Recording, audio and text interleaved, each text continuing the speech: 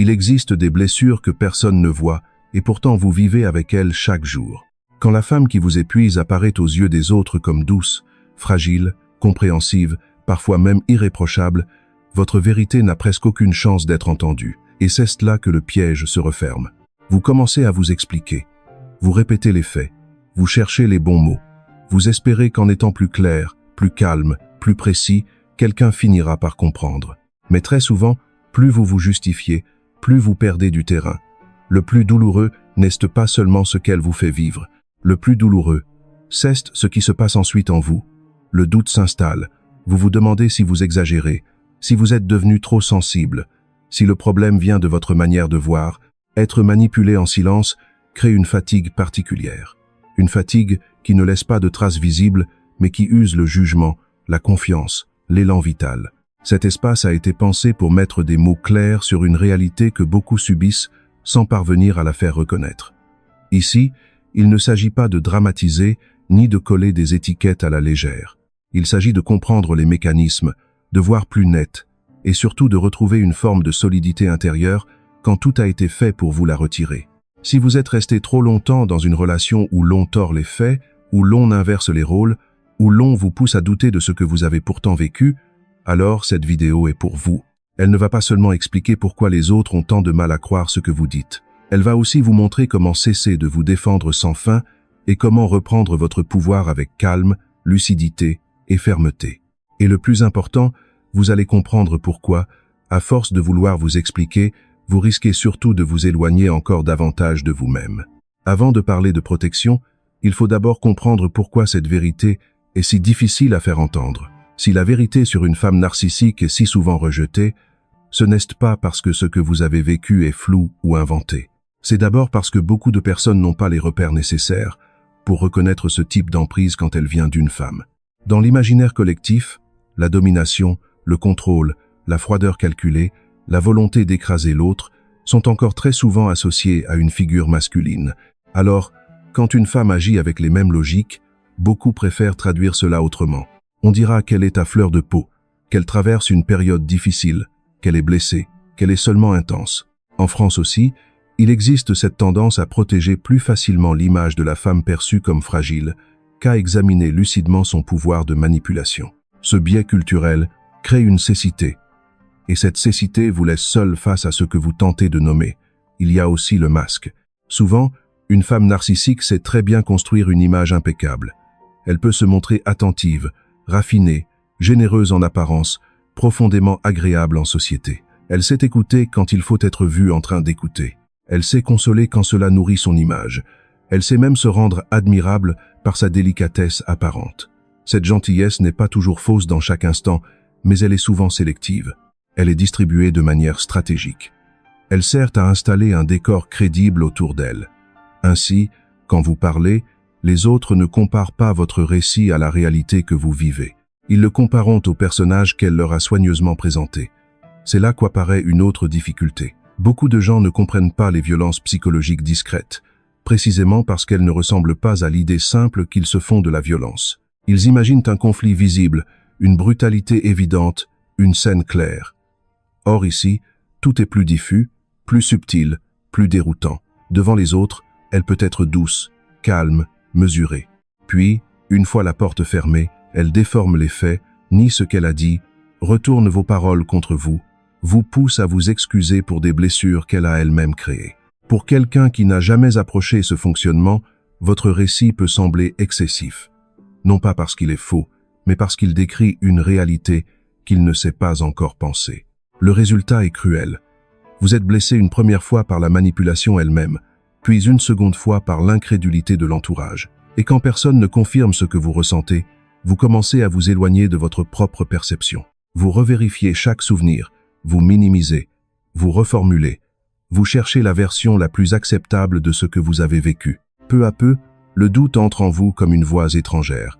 Peut-être que j'ai mal compris, peut-être que j'en fais trop, peut-être que le problème, c'est moi. C'est justement l'un des effets les plus destructeurs de cette dynamique. Vous ne perdez pas seulement votre tranquillité, vous perdez votre point d'appui intérieur. Comprendre cela change déjà quelque chose d'essentiel. Cela vous permet de voir que si les autres n'ont pas cru votre vérité, Ce n'est pas forcément parce qu'elle était faible. C'est souvent parce qu'il regardait avec des yeux qui ne savaient pas encore voir. Mais comprendre pourquoi les autres ne croient pas n'est que la moitié du chemin. L'autre moitié, c'est ce que vous devez faire pour ne plus vous perdre vous-même. La première chose à faire est souvent la plus difficile. Renoncer au besoin de convaincre tout le monde. Ce besoin est humain. Quand vous avez été déformé, contredit, discrédité, vous voulez que quelqu'un voie enfin ce que vous avez vécu. Vous voulez être rétabli dans votre vérité. Mais face à une femme narcissique, cette quête peut devenir un piège épuisant. Plus vous expliquez, plus vous entrez dans une position défensive. Plus vous détaillez, plus vous donnez matière à discussion, à contestation, à brouillage. Certaines personnes ne sont tout simplement pas prêtes à voir la réalité de quelqu'un qu'elles admirent, protègent ou idéalisent. Ce n'est pas une défaite de cesser de plaider votre cause devant un tribunal intérieur déjà biaisé. C'est un acte de lucidité. Vous ne renoncez pas à la vérité. Vous renoncez à vous user devant ceux qui ont déjà choisi de ne pas la regarder. Le deuxième principe est tout aussi essentiel. Décrivez les comportements sans vous réfugier trop vite derrière une étiquette. Dire d'elle qu'elle est narcissique peut déclencher immédiatement le doute, la résistance ou la dispute. En revanche, parler de faits précis change tout. Dites qu'elle promet puis ne tient pas, qu'elle se montre tendre puis devient cruelle sans raison apparente, qu'elle ramène chaque échange à ses besoins, à ses blessures, à son image, qu'elle vous laisse avec le sentiment d'être toujours fautif, même lorsque vous n'avez fait que réagir à une injustice. Les comportements observables sont plus solides que les mots qui enferment. Ils sont plus difficiles à balayer d'un geste. Et surtout, cette manière de parler vous aide vous-même. Quand on a longtemps vécu sous le brouillard du gaslighting, nommer les actes avec simplicité permet de retrouver un sol. Vous sortez peu à peu de la confusion. Vous cessez de vous débattre avec des impressions vagues. Vous recommencez à voir une logique. Et cette clarté est déjà une forme de protection. Le troisième principe consiste à placer votre santé mentale au-dessus de tout le reste. Vivre près d'une femme narcissique maintient souvent le corps et l'esprit dans un état d'alerte permanent. Vous anticipez ses réactions. Vous pesez chaque mot. Vous surveillez l'ambiance. Vous essayez de prévenir la prochaine torsion de la réalité. À la longue, cela épuise le système nerveux, brouille le jugement et attaque l'estime de soi. Dans un tel contexte, vous choisir n'est-ce pas de l'égoïsme, c'est de la survie. Cela peut vouloir dire réduire les contacts, refuser certaines conversations, reprendre un suivi thérapeutique, chercher un groupe de soutien, dormir davantage, revenir à des habitudes simples qui vous reconnectent à vous-même, manger correctement, bouger, respirer loin du chaos, retrouver des personnes auprès desquelles vous n'avez pas à vous justifier pour exister. Beaucoup de victimes attendent d'être totalement comprises avant de se protéger. C'est une erreur fréquente. Vous avez le droit de prendre soin de vous avant même que les autres aient compris. Vous avez le droit de vous retirer d'une dynamique qui vous détruit, même si personne autour de vous n'a encore validé votre expérience. À partir du moment où vous placez votre paix intérieure au centre, quelque chose se réorganise. Votre énergie revient. Votre perception se stabilise. Votre dépendance au regard extérieur diminue. Et avec cela, vous commencez à reprendre le contrôle de votre vie. Mais pour sortir vraiment de son emprise, comprendre ne suffit pas. Il vous faut des limites assez solides pour que plus personne ne traverse votre vie comme si elle lui appartenait. Le quatrième principe est de poser des limites nettes et tenues. Une limite n'est pas une explosion. Ce n'est pas une menace lancée sous le coup de la fatigue. C'est une forme visible de respect de soi. Elle doit être claire, simple, applicable. Si vous dites non, ce non doit rester non. Si vous décidez de ne plus répondre à certains messages le soir, vous ne dérogez pas à cette règle au premier élan de culpabilité. Si vous refusez certains sujets de discussion, vous ne vous laissez pas attirer dans un débat sans fin, sous prétexte de vous expliquer encore une fois. Plus une limite est surexpliquée, plus elle offre de prise à la manipulation. Une femme narcissique entend souvent vos justifications comme une porte entrouverte. Elle y voit une occasion de négocier, de retourner les rôles, de vous faire douter de votre propre décision. Voilà pourquoi une limite saine parle peu et agit beaucoup.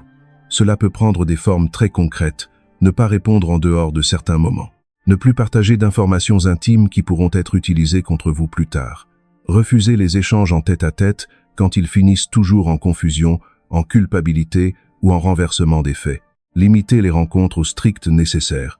Dans certains cas, cela signifie passer par des messages courts et factuels plutôt que par des conversations improvisées.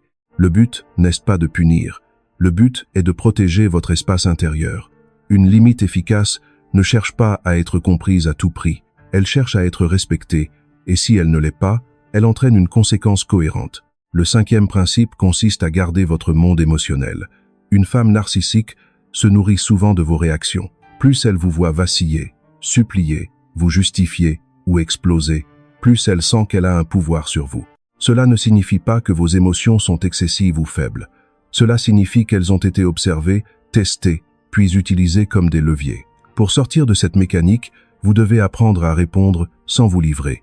Des phrases courtes, un ton neutre, peu de détails. Pas de confession offerte à quelqu'un qui s'en servira pour vous atteindre ensuite.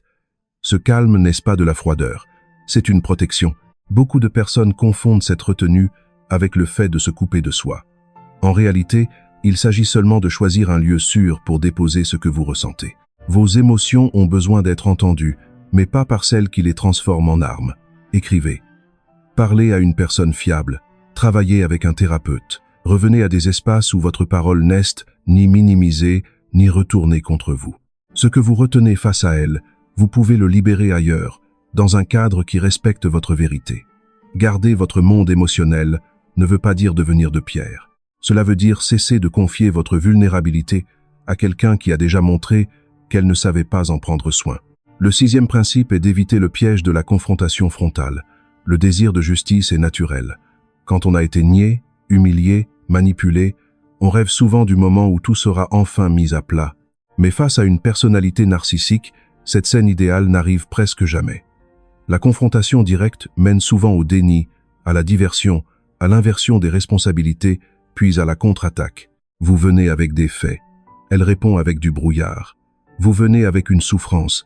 Elle transforme la discussion en procès contre vous. Certaines disputes ne sont pas faites pour résoudre quoi que ce soit. Elles sont faites pour vous épuiser. Cela ne veut pas dire se taire en toutes circonstances. Si une situation doit être traitée dans un cadre familial, professionnel ou juridique, restez arrimés aux faits. Gardez les preuves, parlez peu, soyez précis. Ne courez pas après la reconnaissance émotionnelle de celle qui vous a blessé. Cherchez plutôt la solidité, la cohérence, la trace, le calme. Dans ce contexte, n'est-ce pas une faiblesse? C'est souvent la forme la plus efficace de résistance.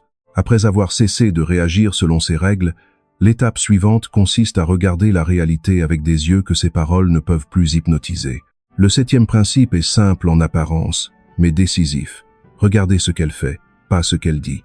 Les paroles peuvent être belles, émouvantes, parfaitement choisies. Une femme narcissique peut s'excuser avec intensité, promettre de changer avec conviction, vous parler d'amour au moment exact où vous êtes sur le point de prendre vos distances. Elle peut trouver les mots qui touchent votre loyauté, votre compassion, votre espoir. Mais la vraie question n'est jamais dans la promesse. Elle est dans la répétition des actes. Un mot peut apaiser pendant un instant. Un comportement révèle une structure. Si, après chaque excuse, les mêmes scènes reviennent, le même mépris, la même inversion des rôles, la même capacité à vous faire porter le poids de tout, alors vous n'êtes pas face à un accident. Vous êtes face à un modèle. Et un modèle compte davantage qu'un moment tendre. Beaucoup de personnes restent prisonnières non pas parce qu'elles ne voient rien, mais parce qu'elles accordent à un instant doux le pouvoir d'effacer une longue suite de blessures. C'est ainsi que la confusion s'installe. On se dit que cette fois était différente. On veut croire que le pire est derrière. Puis, le cycle recommence. Pour retrouver de la clarté, il est souvent utile de noter les faits. Pas pour nourrir l'obsession, mais pour sortir du brouillard. Écrivez ce qui a été dit. Écrivez surtout ce qui a été fait. Regardez la chronologie. Regardez la fréquence. Regardez ce qui arrive après les excuses, après les promesses, après les déclarations rassurantes. Un geste agréable isolé ne suffit pas à prouver un changement réel. Le respect, lui, se voit dans la continuité. Il se voit dans la stabilité. Il se voit quand vous n'avez plus à supplier pour obtenir le minimum. Le 8e principe consiste à vous reconstruire par le soin et par le soutien. Une relation de cette nature épuise la confiance, dérègle le corps, isole de ceux qui pourraient vous aider, et vous éloigne peu à peu de vous-même. C'est pourquoi la réparation ne passe pas seulement par la distance avec elle passe aussi par le retour à ce qui vous rend votre consistance.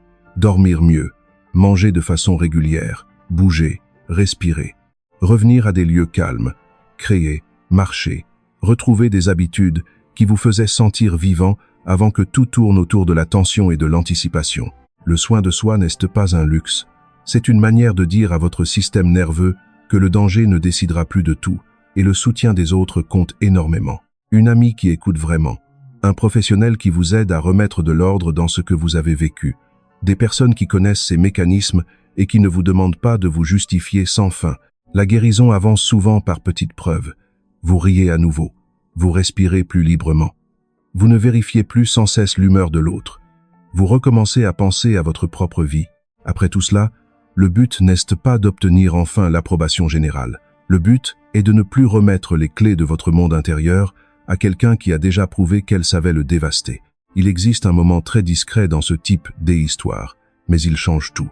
C'est le moment où vous commencez à voir que votre doute permanent ne prouve pas que vous avez exagéré.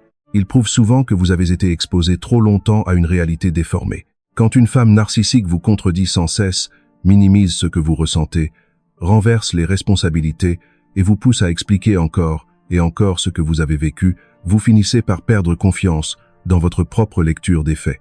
Vous ne dites plus seulement « j'y ai mal ».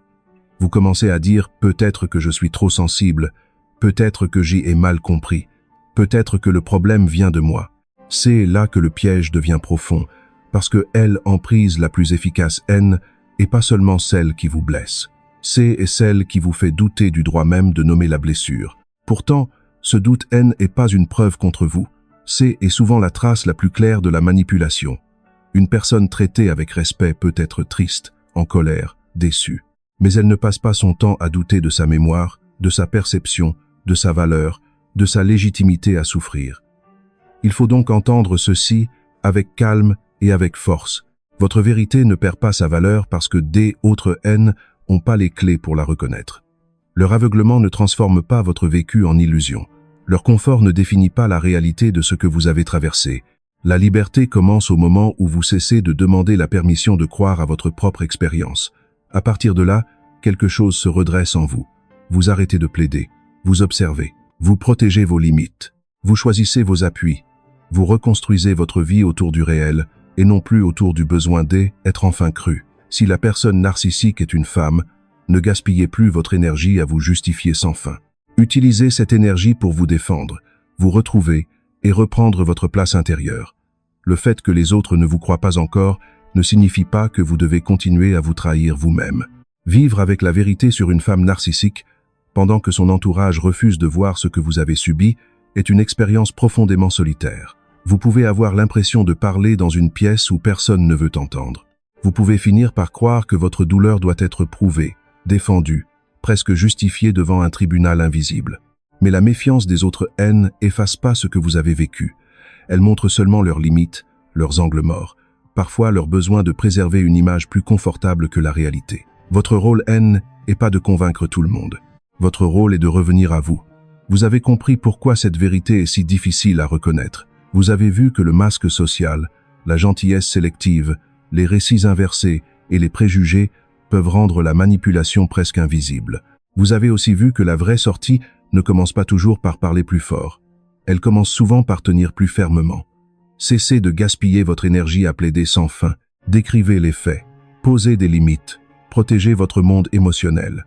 Gardez une distance quand elle est nécessaire. Regardez les actes plutôt que les promesses. Cherchez du soutien. Prenez soin de votre corps, de votre esprit, de votre dignité. Pas à pas, le chaos perdra son pouvoir. Vous, haine, n'êtes pas seul. La tempête peut être violente, mais elle ne définit pas votre avenir. Vous êtes plus solide que ce que cette relation vous a fait croire. Si cette vidéo vous a aidé à nommer plus clairement ce que vous avez traversé, laissez un signe, aimez cette vidéo ou abonnez-vous à la chaîne. Parfois, retrouver sa force commence simplement par rester proche des paroles qui nous rendent à nous-mêmes.